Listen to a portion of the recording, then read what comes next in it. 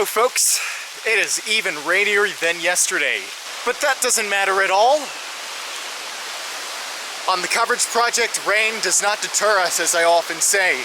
Here is to day 2 of the Great Smoky Mountains National Park. If you did not see part 1, good idea to see part 1. I gave a lot of information about this park and we got to see quite a bit. Here on day 2, we'll get to be seeing some more places. Right now we are on the Alum Cave Trail. I didn't know this place had caves, but with all the mountains, go figure. There are probably some caves here in the Smokies.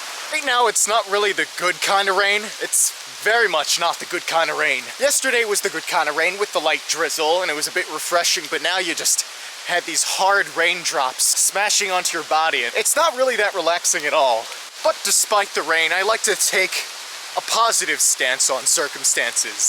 Something I've learned through my travels. At least, despite the rain, we are in a beautiful national park, witnessing the last remnants of this area's untouched, untamed wilderness here in these forests.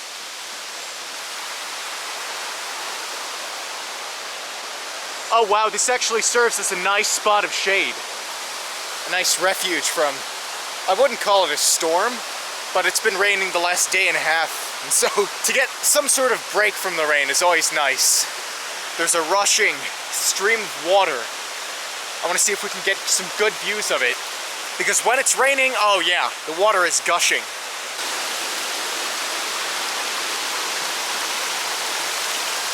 I said this yesterday, it really feels like you're in the jungle here in the Smokies. Because everything is so well preserved as it can be through all the human activity over the last couple centuries, it feels very isolated. The Great Smoky Mountains is home to the largest old-growth forest east of the Mississippi. And now if you don't know what an old-growth forest is, think of it this way. Over the last several hundred years, people who have settled here have just cut down all these forests all across the continent. And what remains are farmlands, and even in spite of the efforts to preserve the forests and grow these forests again to their once great size, the thickness of these trees, the size of these trees will never really be the same for at least a couple another 100 years. But there are some remaining forests from before the arrival of European settlers who cut down all these trees. Old growth forests are home to where the trees weren't cut down, where you can still find these ancient primeval forests that have been here for who knows how long before. You won't find many of these old growth forests in the Northeast. People have been living there for centuries. I'm talking about like European settlers, that is. And you won't find many in the South because that's where all those historical plantations and fields were. So I guess your best chance of finding these old growth forests would naturally be in the mountains where it's tucked away, isolated. You can't have too many people chopping all the trees down. And sadly, even in the Appalachian Mountains, you can only really find them in small pockets of these mountains, the places in which the fewest settlers have been. We're able to find lots of streams next to us with the running water and everything, but this is the Alum Cave Trail. I want to see if we can find the cave, Alum Cave, if we can.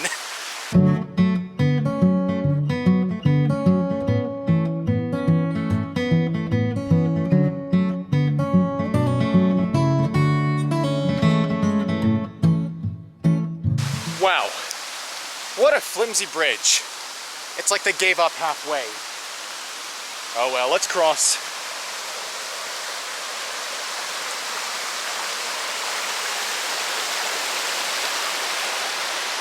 Oh my goodness, another one of these safety hazards? Wait a minute, that's a cave. Could it be Alum Cave? Have we made it?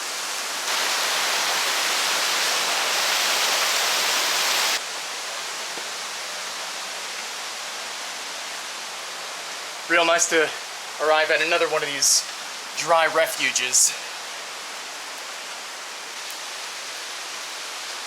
Hazard, schmafety hazard. Yeah, the rain makes it a little slippery, but it's no big deal. Nothing to worry about. Something you might see in a fantasy movie, like characters in a story going up this bridge to meet into a cave. It's weird. Through this video and a half, I've been trying to guide you all through the lesser known parts of the Great Smoky Mountains National Park, but I really believe that before we leave this area, this great national park, there's one place that is iconic, that is very well known, that just has to be seen, has to be overtaken, I guess you could call it. Let's go to this next gargantuan highlight of the national park. Oh look, the sun's coming out. We sure need that after a miserable walk up.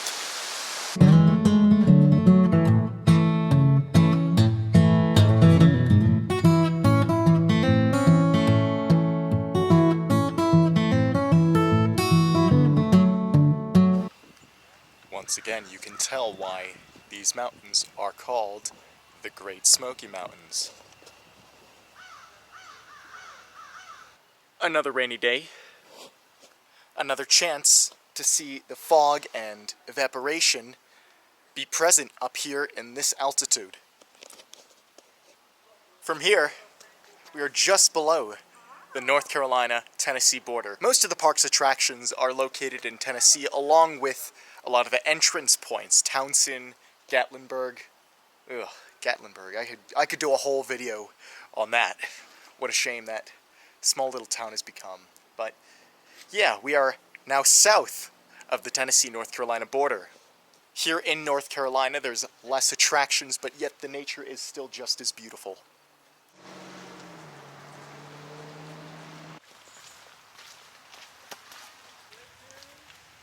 This is merely a detour through a lot of this foggy forest.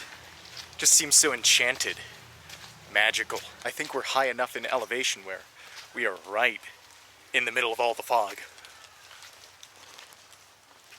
The reason I want to take you on this little detour is because this is a very important trail we are on. A world-famous trail, actually. This is the Appalachian Trail, and it stretches through several states. I believe I've talked through it. I think we've been in certain locations that the Appalachian Trail has been on. I think Harper's Ferry, West Virginia. This goes from Maine to Georgia, and it is the longest footpath trail in the world. All right, let's go to our final place before we get too tired or it rains too much, you know?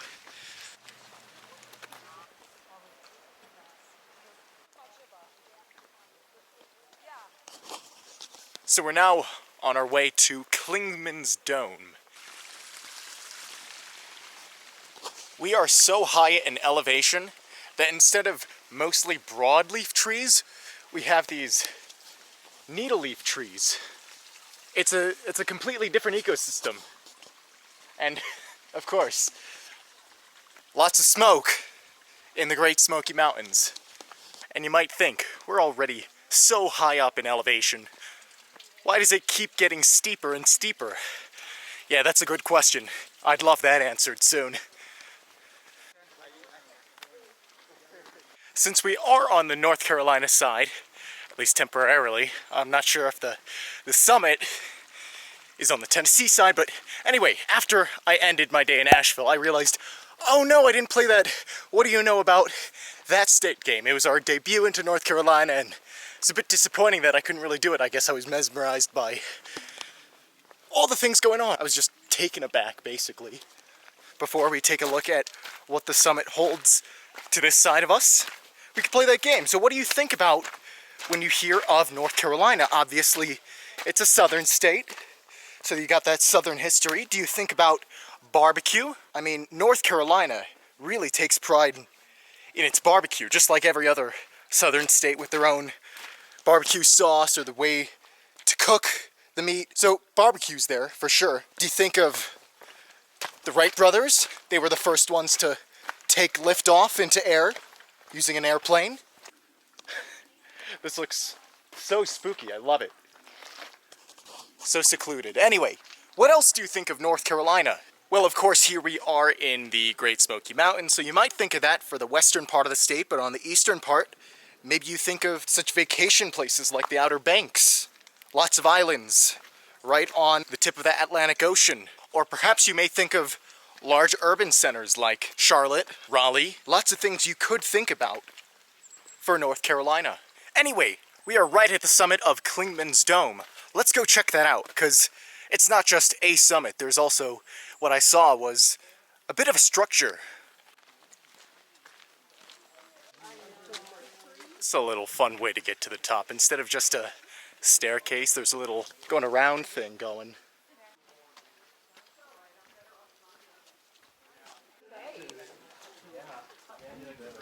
Look at this great view of about 100, 200 feet or so. Yeah, not those clear, perfect panoramic views you were expecting, but this is the best we got. So we're gonna treasure it. So yeah, welcome to the highest point in the national park. At a little over 6,000 feet above sea level, this is probably the place you want to visit last, to have it as like that zenith of the trip, that place you save for last. And this was sure a great save for last. There is a long hike, but at the top you're rewarded with great views. If it were less cloudy or rainy, maybe on a sunny day, it would be terrific. You might be able to see miles into the distance. In addition, you're also rewarded with cool breezes after a long, strenuous hike. So what else can I say?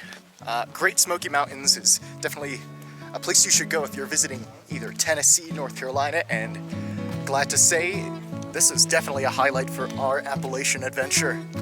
So with that said, right around the summit of Clingman's Dome, more travels to come. I will see you at the next location.